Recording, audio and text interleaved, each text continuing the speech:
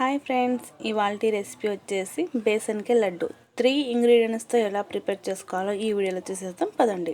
దీనికోసం మనం ముందుగా ఒక ప్యాన్ పెట్టుకొని అందులో 1/4 కప్ నెయ్యి అండి, అందులో సగమే వేసాను నేను. తర్వాత శనగపిండి అండి, 1 కప్ శనగపిండి పూర్తిగా వేయాలండి. పిండి వేసేసి లో ఫ్లేమ్లో అండి, మీడియం కాదండి, పూర్తిగా లో ఫ్లేమ్లో ఒక 5 నిమిషాలు వేగనివ్వాలండి. శనగపిండి మాడిపోకుండా కలుపుతూ ఉండాలండి. తర్వాత మళ్ళీ కొద్దిగా నెయ్యి వేసుకొని మళ్ళీ ఒక 5 మినిట్స్ వేగనివ్వాలండి.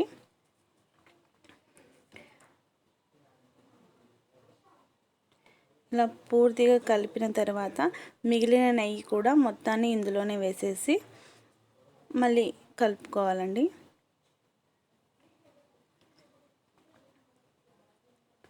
ఈ ప్రాసెస్ మొత్తం లో ఫ్లేమ్లోనే అండి, అడుగు అంటుకోకుండా మాడిపోకుండా కలుపుకోవాలండి. మనం వేసిన నెయ్యిని మొత్తాన్ని పిండి అబ్జర్వ్ చేసుకొని మళ్ళీ విడుస్తుందండి. అలా విడుస్తున్నప్పుడు మనకు రెడీ అవుతుంది అన్నట్టు అండి. చూస్తున్నారు కదండి, వీడియోలో చూపిస్తున్న విధంగా మొత్తం ఇలా కలుపుకోవాలండి. మినిమం ఇది రెడీ అయ్యే వరకు ఒక హాఫ్ అన్ అవర్ పడుతుందండి.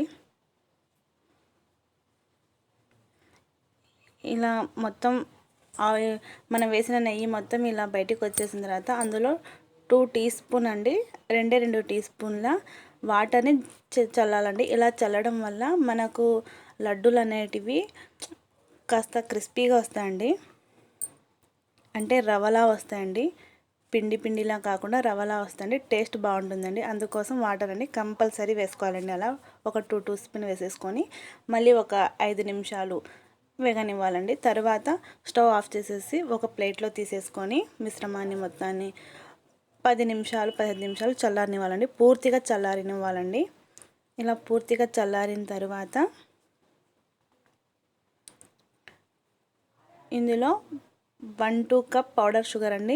నేను ఇందులోని యాలకుల్ని కూడా ఒక 4-5 యాలకుల్ని వేసి గ్రైండ్ చేసుకొని పౌడర్లా వేసుకున్నానండి. షుగర్ పౌడర్ని కొద్దిగా వేస్తూ ఇందులో కలుపుకోవాలండి. పూర్తిగా చల్లారిన తర్వాతనే అండి.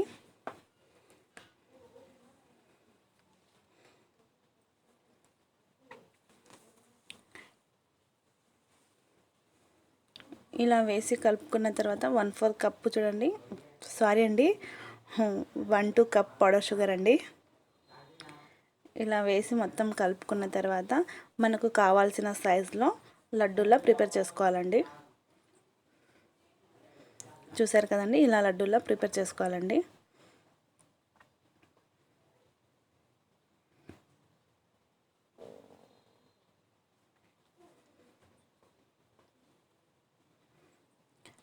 చూసారు కదా, ఎంత ఈజీగా సింపుల్గా బేసన్కి లడ్డు, శనగపిండి లడ్డూలు రెడీ అండి. మన ఇంట్లో ఉన్న ఇంగ్రీడియంట్స్తో 3 ఇంగ్రీడియంట్స్తో చూసారు కదండి, ఎంత సాఫ్ట్గా ఎంత బాగా ఉన్నాయో. టేస్ట్ కూడా అంతే బాగుంటుందండి. నా ఈ వీడియో కనుక మీకు నచ్చినట్టయితే లైక్ చేయండి, షేర్ చేయండి, సబ్స్క్రైబ్ చేయండి. Please subscribe.